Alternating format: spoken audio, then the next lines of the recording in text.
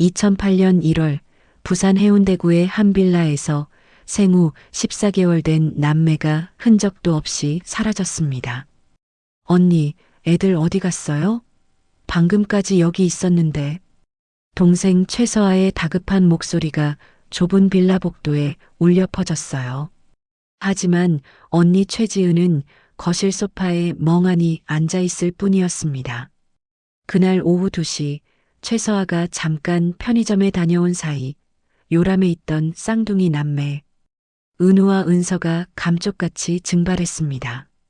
현관문은 이중 잠금 장치로 굳게 닫혀 있었고 3층 빌라 창문에는 방범창이 설치되어 있었죠. 언니, 정신 좀 차려요. 애들이 없어졌다고요. 최서아는 언니의 어깨를 흔들었지만 최지은은 초점 없는 눈으로 허공만 바라볼 뿐이었습니다. 산후우울증으로 몇 달째 제대로 된 대화조차 어려웠던 언니였어요. 부산 해운대 경찰서 형사과 박민재는 신고를 받고 현장에 도착했습니다. 당시 30대 초반의 젊은 형사였던 그는 빌라 안을 꼼꼼히 살폈어요. 현관문 잠금 상태 확인했습니다. 외부 침입 흔적 없고요. 창문도 다 잠겨 있고 방범창에 손 뗀 흔적이 전혀 없네요. 이것은 완벽한 밀실 실종이었습니다. 2008년 1월 15일 화요일 부산 해운대구 중동의 3층짜리 낡은 빌라 301호에는 최지은 부부와 생후 14개월 된 쌍둥이 남매가 살고 있었습니다. 여보, 오늘 회사 일찍 가야 해요. 프레젠테이션 준비해야 해서요. 강태수는 서둘러 넥타이를 매며 말했어요. 30대 중반의 그는 중견기업 영업팀 차장으로 일하고 있었습니다. 알았어요. 애들 잠깐만 좀 봐주고 가요. 최지은의 목소리는 힘이 없었어요. 며칠째 제대로 잠을 자지 못한 얼굴이었습니다. 당신이 봐야지. 내가 돈 벌어야 애들 분유 사 먹이지. 강태수는 차갑게 말하고는 현관문을 나섰습니다. 쾅 소리와 함께 닫힌 문 뒤로 최지은의 한숨소리만 들렸어요. 거실 요람에서는 은우와 은서가 울고 있었습니다. 으앙, 으앙. 알았어, 알았어. 엄마가 지금 갈게. 최지은은 비틀거리며 일어났어요. 머리가 지끈거렸습니다.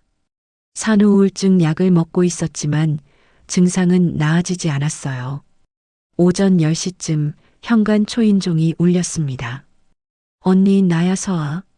동생 최서아가 찾아왔어요.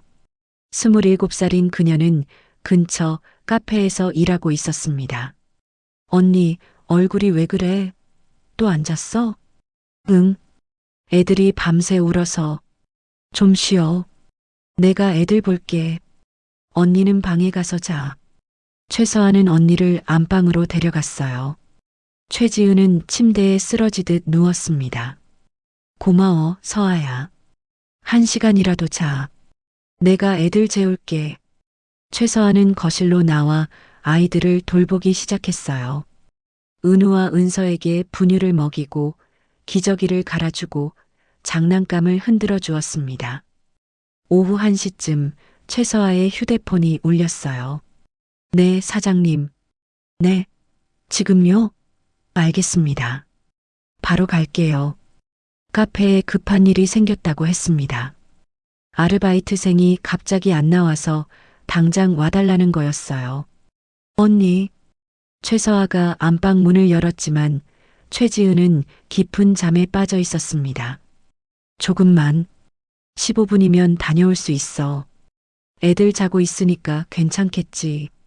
최서아는 빠르게 판단했어요.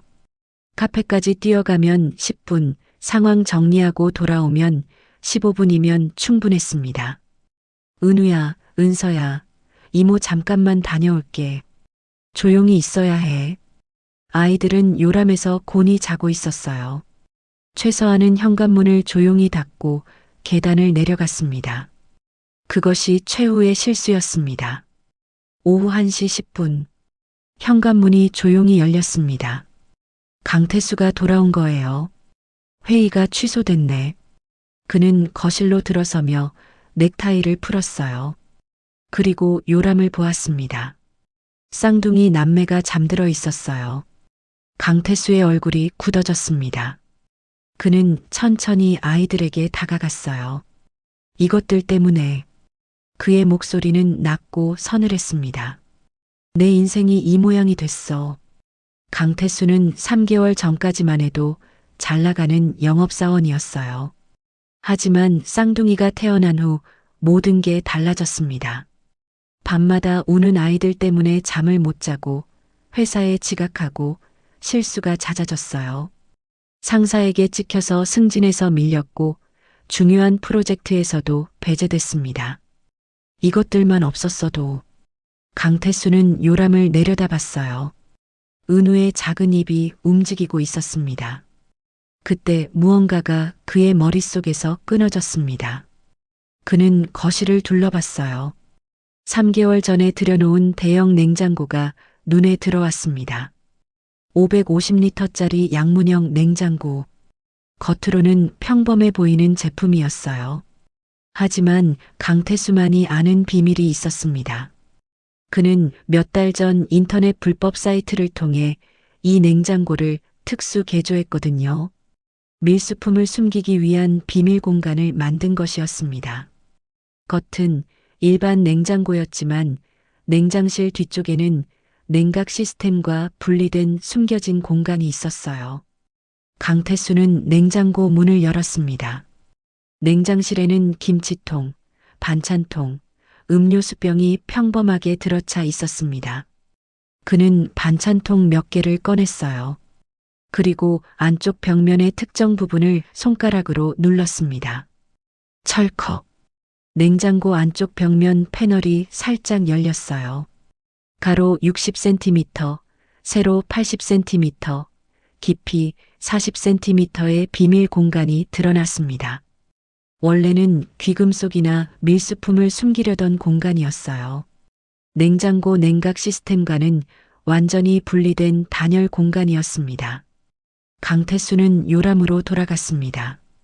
은우를 조심스럽게 안아 올렸어요. 아이는 잠에서 깨어 눈을 끔뻑거렸습니다. 아빠, 쉿.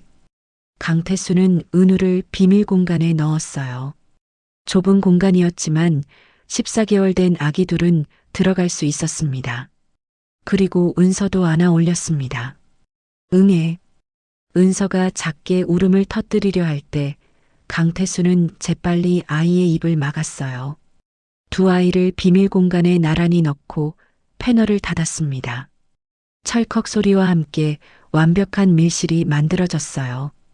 강태수는 반찬통들을 다시 제자리에 넣었습니다. 겉으로 보기에는 평범한 냉장고였어요. 그는 시계를 봤습니다. 오후 1시 20분. 밀폐된 공간이니까 산소가 부족해질 거야. 그럼 조용히 잠들겠지. 강태수는 냉정하게 계산했어요.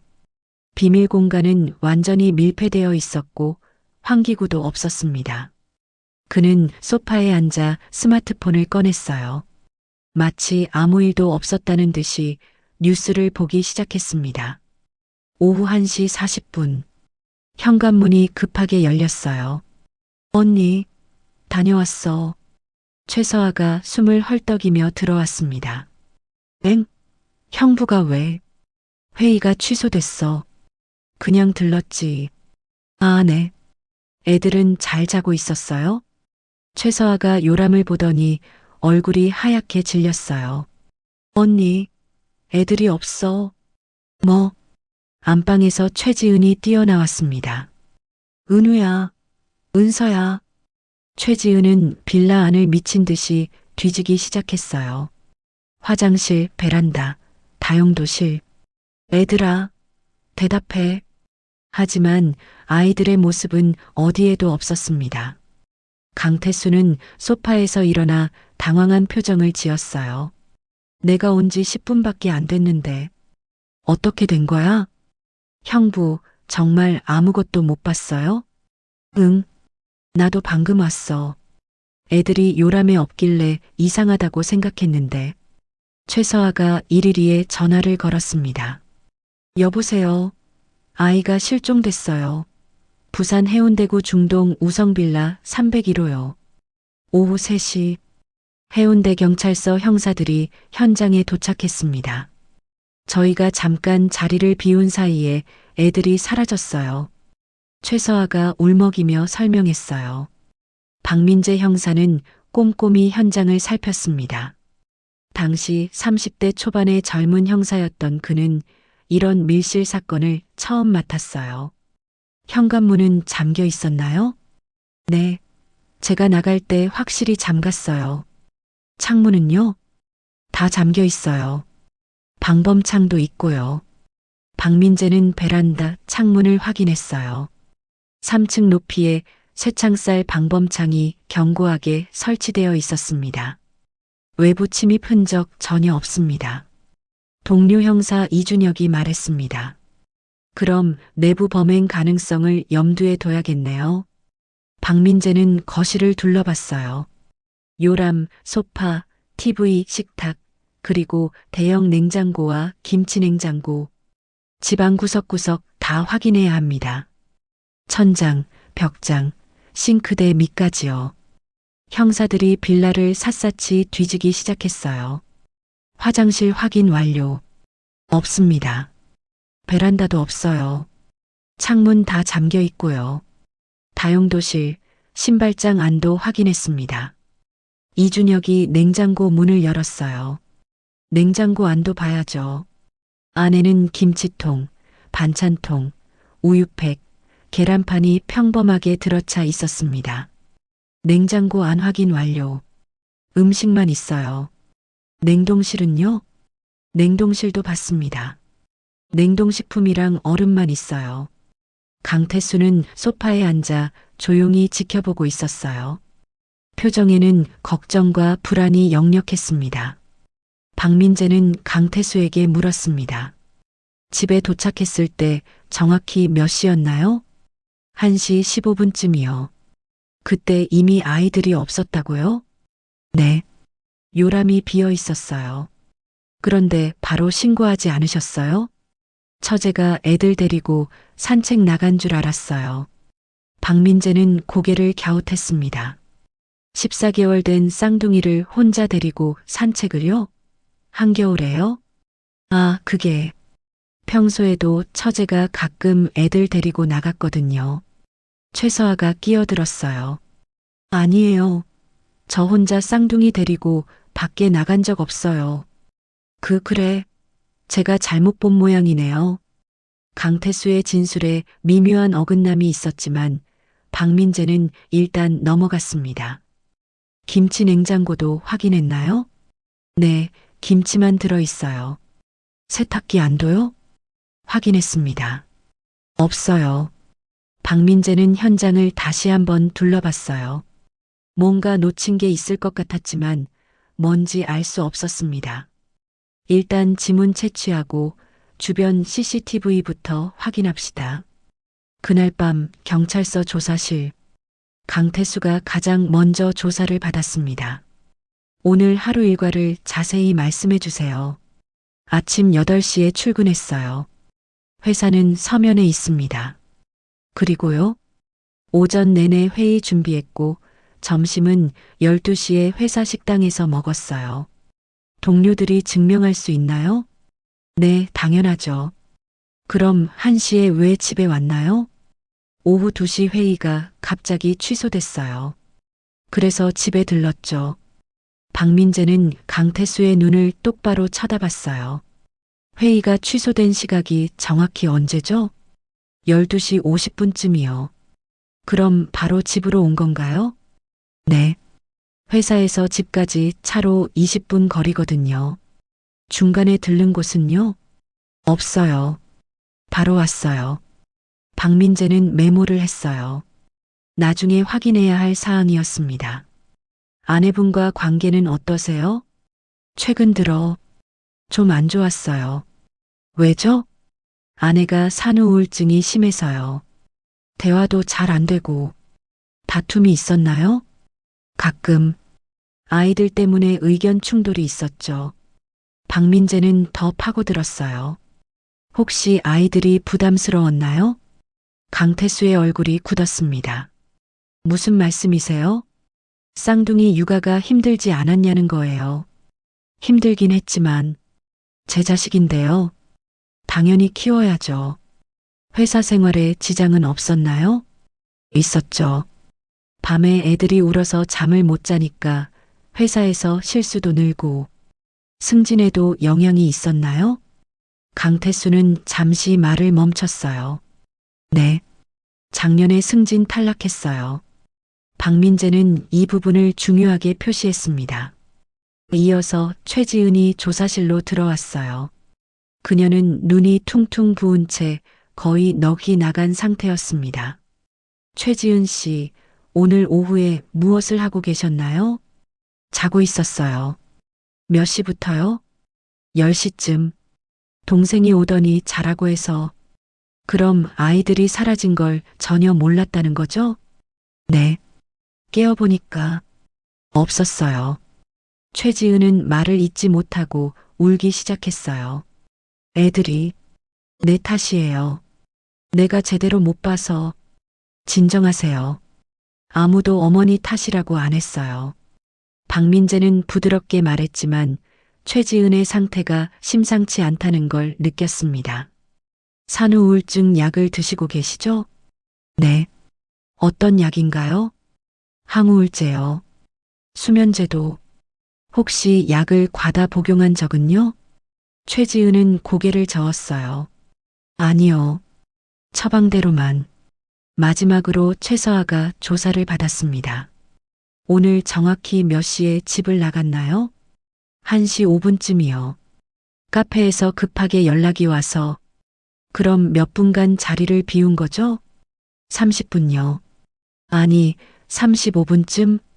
그 사이에 강태수 씨가 들어온 거고요? 네. 제가 돌아왔을 때 형부가 거실에 있었어요. 강태수 씨 태도가 어땠나요? 최서아는 잠시 생각했어요. 평소랑 똑같았어요. 조금 피곤해 보였지만 이상한 점은 없었나요? 글쎄요. 딱히.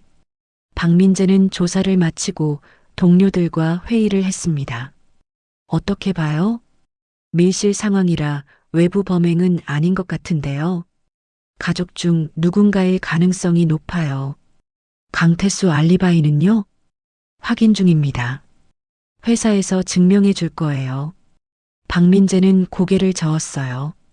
뭔가 놓친 게 있어. 14개월 된 아기 둘이 증발할 수는 없어. 혹시 창문으로 떨어진 건 아닐까요?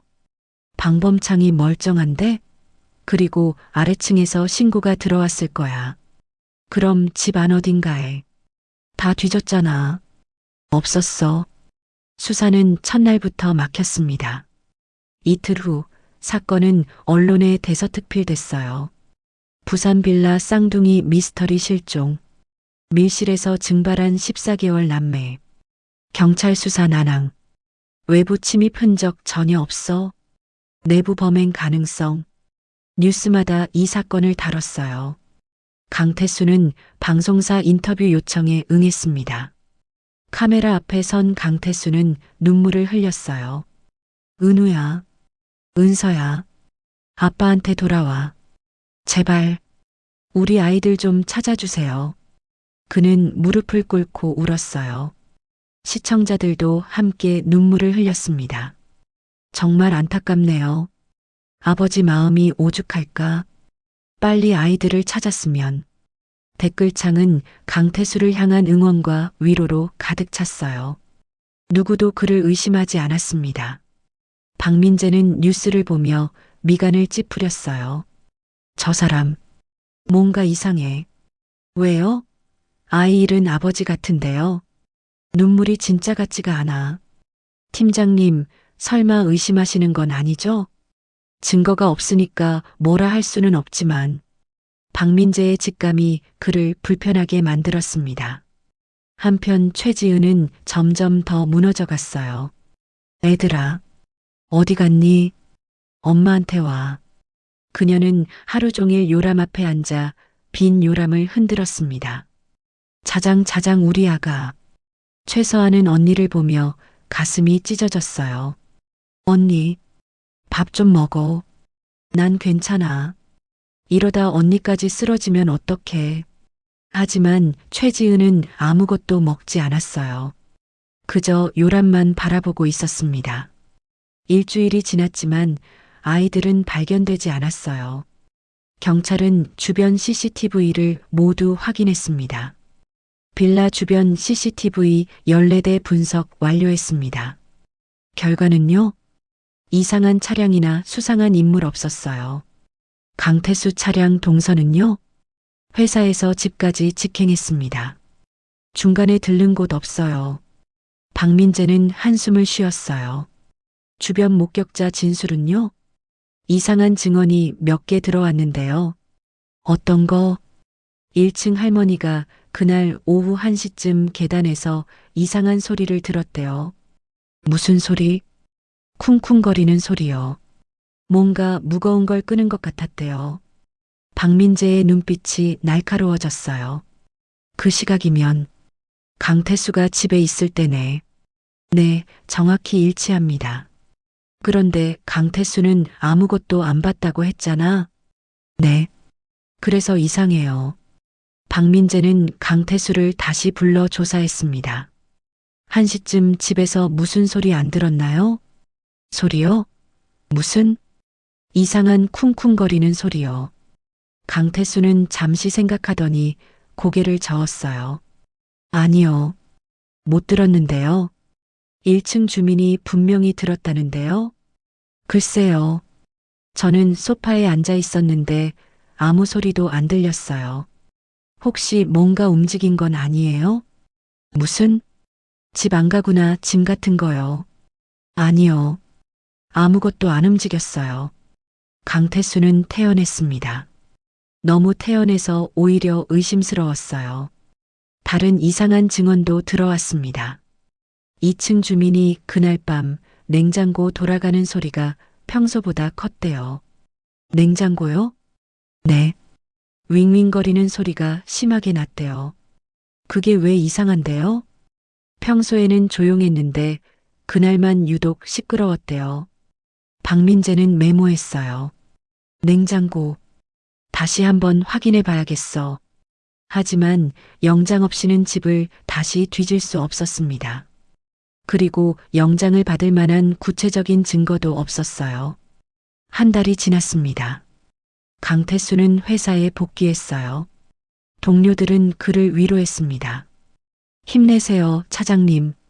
아이들 꼭 찾을 거예요. 하지만 강태수의 표정은 점점 밝아졌어요. 마치 짐을 덜어낸 것처럼요. 네, 감사합니다. 그는 다시 일에 집중하기 시작했습니다. 밤샘 근무도 마다하지 않았어요. 최지은은 반대로 무너져 갔습니다. 언니, 약 먹어야 해. 난 괜찮아. 괜찮지 않아. 언니 계속 이러면 큰일 나. 최서아는 언니를 정신과에 데려갔어요. 의사는 심각한 표정으로 말했습니다. 입원 치료가 필요합니다. 입원이요? 네. 지금 상태로는 혼자 있으면 위험해요. 하지만 최지은은 거부했어요. 싫어. 집에 있어야 해. 언니 왜? 애들이 혹시 돌아올지 몰라. 언니, 집을 비우면 안 돼. 애들이 엄마 찾을 거야. 결국 최지은은 입원하지 않았습니다. 최서아가 매일 와서 돌봐주기로 했어요. 2달째 강태수와 최지은의 관계는 완전히 냉랭해졌습니다. 당신 때문에 이렇게 됐어. 뭐? 당신이 제대로 애들을 봤어야지. 최지은은 아무 말도 못했어요. 강태수의 차가운 눈빛이 무서웠습니다. 나는 회사 가야 해. 돈 벌어야 하니까. 여보, 우리 같이 애들 찾아야 하는 거 아니야? 경찰이 찾고 있잖아. 우리가 뭘 할 수 있어? 강태수는 점점 더 집에 늦게 들어왔어요.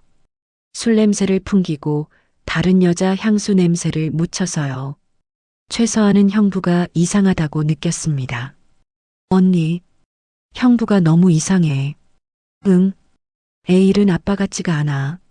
나도 알아. 혹시 형부가 최서아는 차마 말을 잇지 못했어요. 3개월째 경찰 수사는 완전히 막혔습니다. 전국 실종 아동 데이터베이스 대조 완료. 일치 없어요. 병원 기록도 다 확인했습니다. 해당 연령대 아동 입원 기록 없어요. 주변 야산도 수색했지만 흔적 없었어요. 박민재는 답답했어요. 내가 뭘 놓쳤지? 그는 밤마다 사건 파일을 들여다봤습니다. 현장 사진, 진술 기록, CCTV 영상. 특히 현장 사진을 유심히 봤어요. 이상해. 뭔가 이상한데. 거실 사진에서 냉장고가 보였습니다. 평범한 양문형 냉장고였어요. 저 냉장고가 계속 신경 쓰여.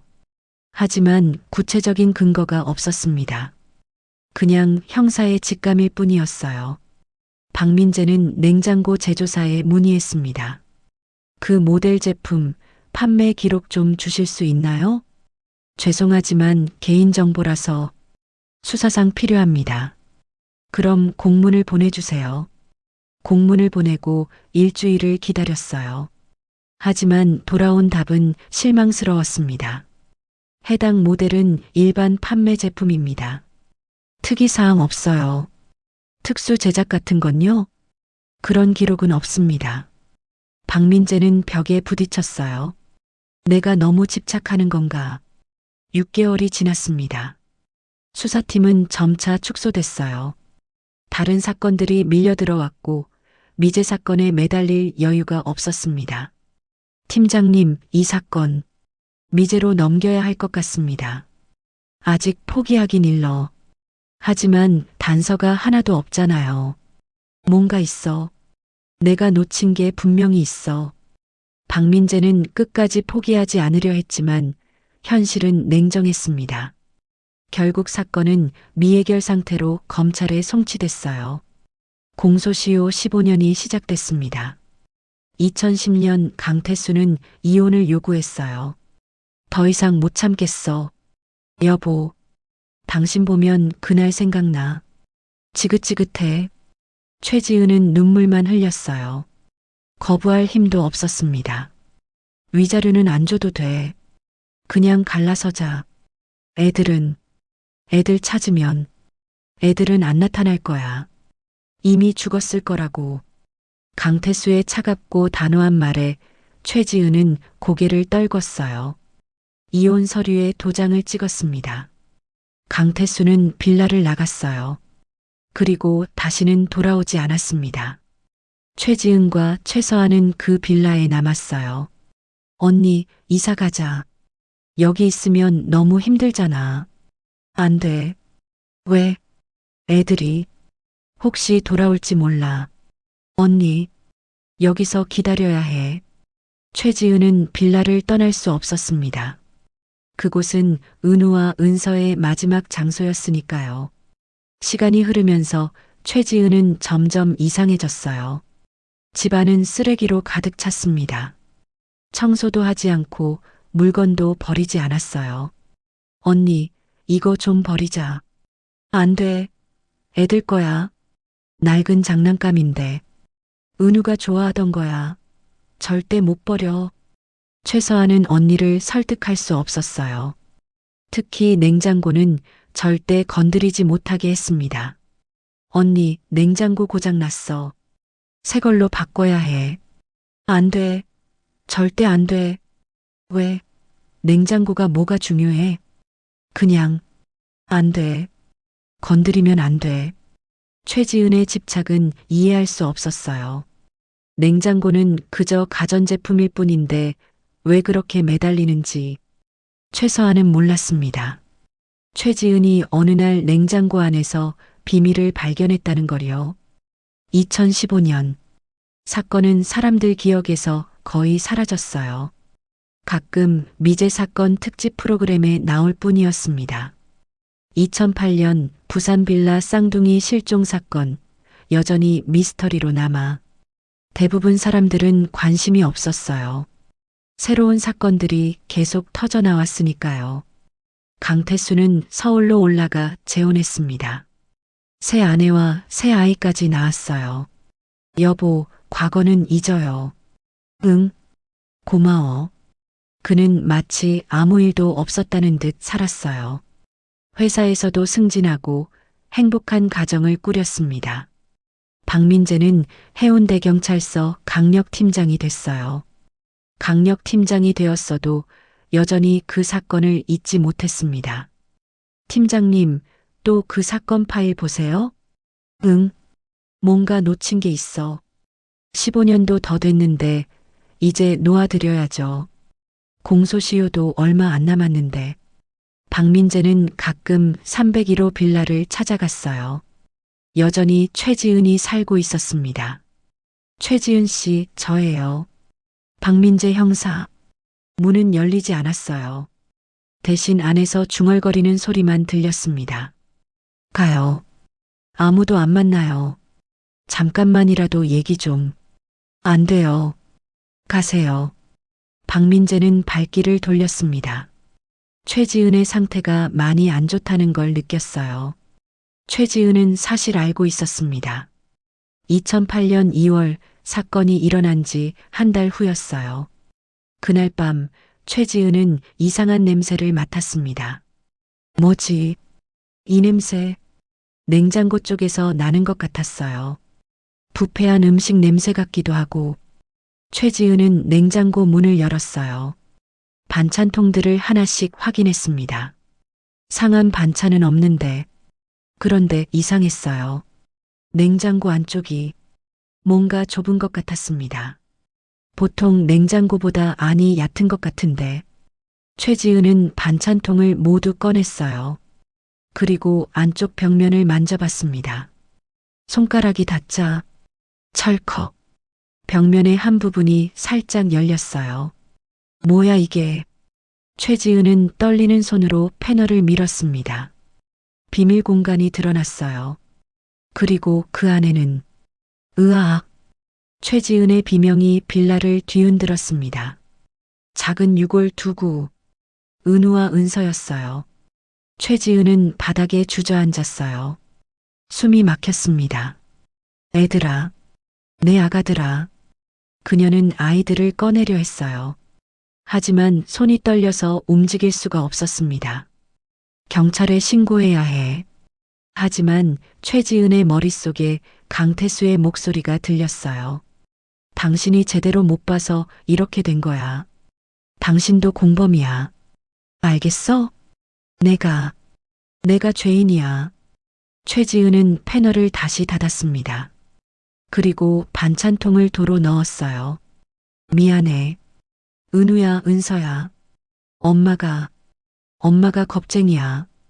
그날 이후 최지은은 냉장고를 절대 건드리지 않았습니다. 아무도 가까이 못 오게 했어요. 15년간 그 비밀을 안고 살았습니다. 죄책감과 공포 속에서요. 2023년 1월 재개발 구역으로 확정됐습니다. 3개월 내 이주하셔야 합니다.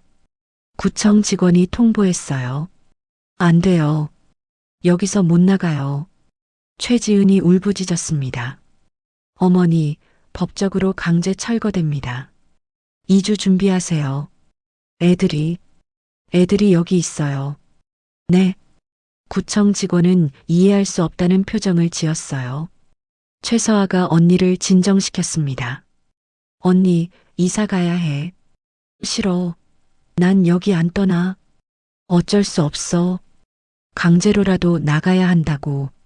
최지은은 바닥에 주저앉아 울었어요. 애들을 두고 갈 순 없어. 하지만 어쩔 수 없었습니다. 재개발은 막을 수 없었어요. 이 소식은 박민재에게도 전해졌습니다. 301호 빌라가 재개발로 철거된대요. 뭐? 그럼. 박민재의 눈이 반짝였어요. 철거 전에 마지막으로 수사할 기회잖아. 하지만 공소시효가 1월 15일까지잖아. 아직 시간 있어. 박민재는 즉시 상부에 보고했습니다. 마지막 수사 허가를 요청합니다. 15년 된 사건인데 공소시효 만료 전에 꼭 확인하고 싶습니다. 좋아. 3일 준다. 그 안에 뭔가 찾아내. 박민재는 수사팀을 꾸렸어요. 2023년 1월 12일 공소시효 만료까지 정확히 3일 남은 날이었습니다.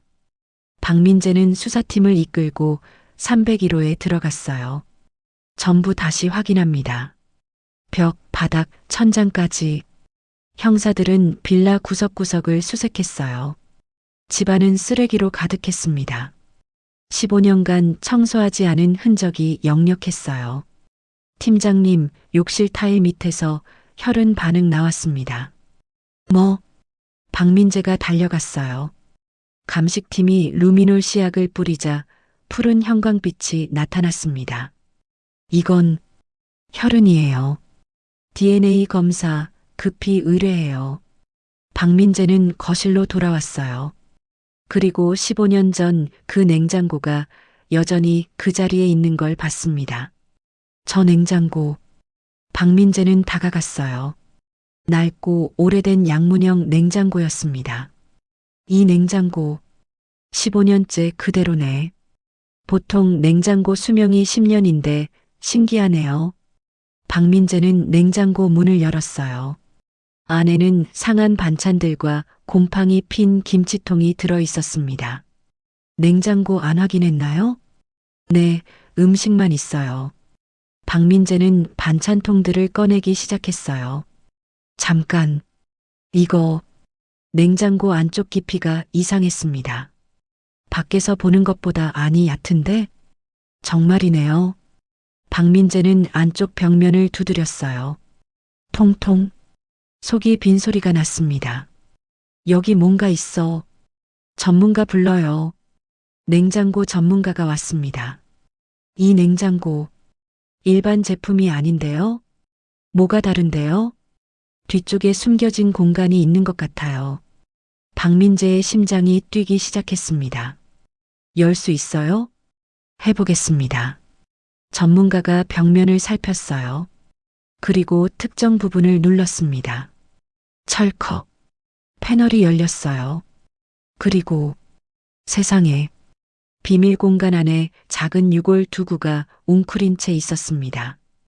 박민재는 무릎이 꺾였어요. 은우, 은서, 15년 만에 찾았습니다. 팀장님, 여기 있었어요. 15년 동안. 형사들도 고개를 숙였어요. 박민재는 눈물을 닦으며 일어섰습니다. 국과수 연락해요. 정밀 부검 의뢰합니다. 강태수 체포해야죠? 당연하지. 지금 당장 2023년 1월 12일 밤 10시 강태수 살인 및 사체 유기 혐의로 긴급 체포합니다. 무슨 소리예요? 강태수는 서울 강남의 고급 아파트에서 체포됐습니다. 재혼한 아내와 아들이 보는 앞에서였습니다. 여보, 이게 무슨 일이에요? 나도 몰라. 오해야. 강태수는 끌려가며 소리쳤지만 경찰은 단호했어요. 은우와 은서를 냉장고에 가둔 거 맞죠? 무슨 헛소리를. 냉장고 비밀 공간에서 아이들 유골 나왔어요. 강태수의 얼굴이 굳어졌습니다. 부산경찰서 조사실. 박민재가 강태수 앞에 앉았어요. 15년 전 그날 정확히 무슨 일이 있었죠? 모릅니다. 저는 아무것도. 증거가 다 있어요. 이제 그만 인정하세요. 증거? 무슨 증거요? 박민재는 서류를 내밀었습니다. 냉장고 구매 기록이에요. 2007년 10월 당신이 불법 개조업체를 통해 비밀 공간을 만들었죠. 강태수는 말문이 막혔어요. 그리고 비밀 공간 손잡이에서 당신 지문이 나왔어요. 그건 최지은 씨 지문은 없었어요. 오직 당신 것만요. 강태수는 고개를 떨궜습니다. 더 이상 발뺌 못해요. 자백하세요. 한참의 침묵 후 강태수가 입을 열었습니다. 그래요. 제가 했어요. 왜 그랬어요? 박민재의 목소리가 떨렸습니다. 애들 때문에 제 인생이 망가지고 있었어요. 그래서 죽였다고요? 처음엔 그럴 생각 없었어요. 강태수는 15년 전 그날을 떠올렸습니다. 집에 왔는데 애들이 울고 있었어요. 너무 시끄러워서. 그래서요?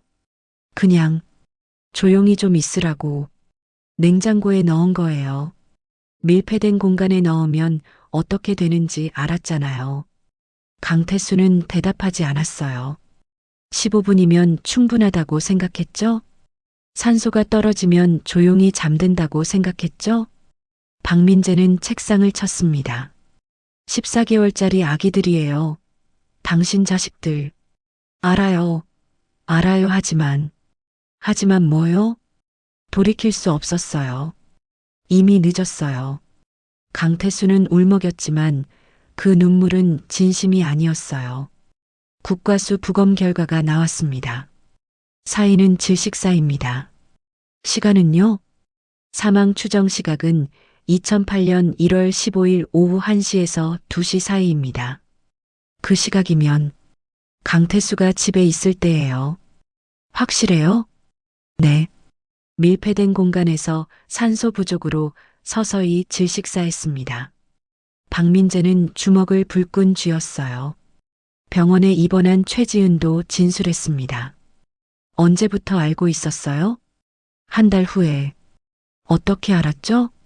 냄새가, 이상한 냄새가 났어요. 최지은은 떨리는 목소리로 말했어요. 냉장고를 열었는데 벽이 열리더라고요. 그 안에 아이들이 있었죠? 네. 왜 신고하지 않았어요? 최지은은 한참을 울다가 대답했어요. 무서웠어요. 강태수가 뭐라고 했나요? 나도 공범이라고. 신고하면 나도 감옥 간다고. 그래서 15년간 숨긴 거예요? 죄송해요. 정말 죄송해요. 최지은은 통곡했습니다. 박민재는 한숨을 쉬었어요.